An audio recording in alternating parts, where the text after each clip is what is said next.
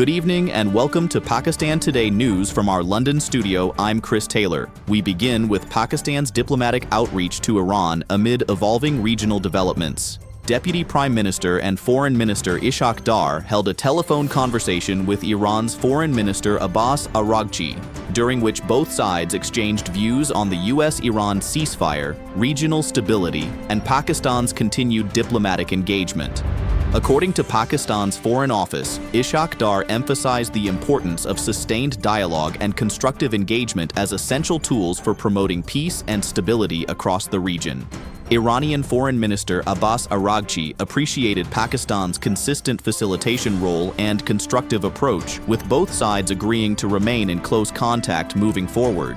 In a separate development, Araghchi also held discussions with Pakistan's Chief of Army Staff General Asim Munir, focusing on regional security dynamics and ceasefire-related matters, as reported by Iran's semi-official Tasnim news agency. Now, to bring us more details on Pakistan's diplomatic engagement in this evolving situation, we are joined by Sarah William, reporting from Islamabad.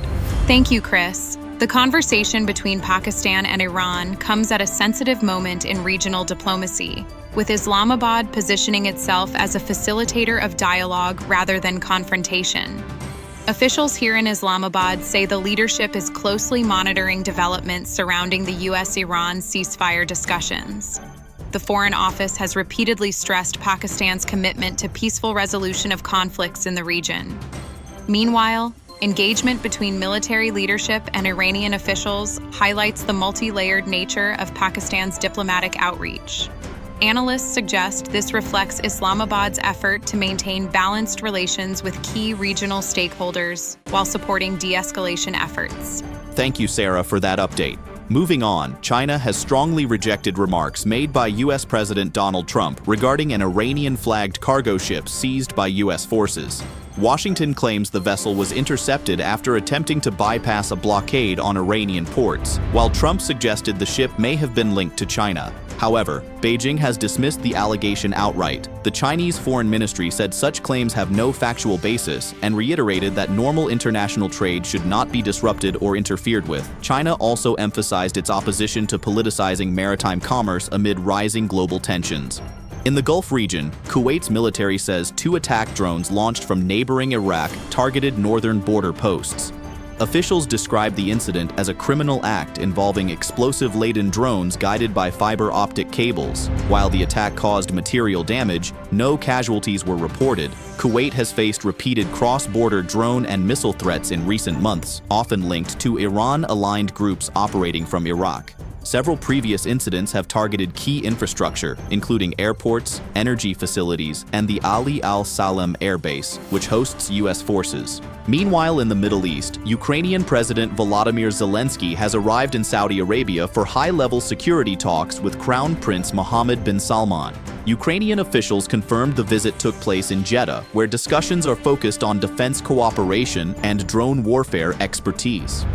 Ukraine, which has developed significant experience in countering drones during its war with Russia, is now sharing that knowledge with Saudi Arabia.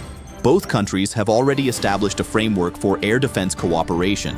Riyadh continues to maintain diplomatic ties with both Ukraine and Russia, and has previously hosted mediation efforts aimed at ending the ongoing conflict. In Europe and NATO developments, Spain's Prime Minister Pedro Sanchez has rejected reports suggesting that the United States considered expelling Spain from NATO. Speaking during a visit to Cyprus, Sanchez reaffirmed that Spain remains a reliable and committed member of the alliance. He said Madrid fully meets its NATO obligations while respecting international law and coordinating with allies.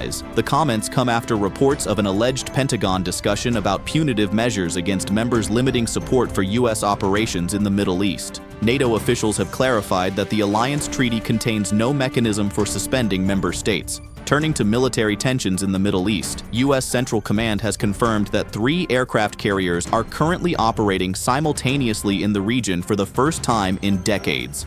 The move signals a significant escalation of U.S. military presence amid heightened regional instability.